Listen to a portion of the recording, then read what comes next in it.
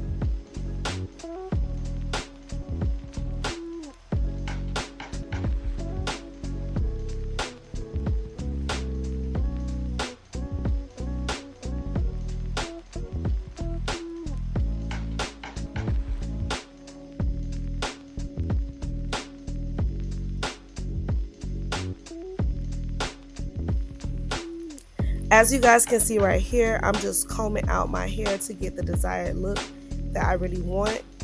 And I'm going to drop a picture of how it came out at the end of this video. And I just want to say thank you guys so much for watching, and don't forget to like, comment, and subscribe. Thank you.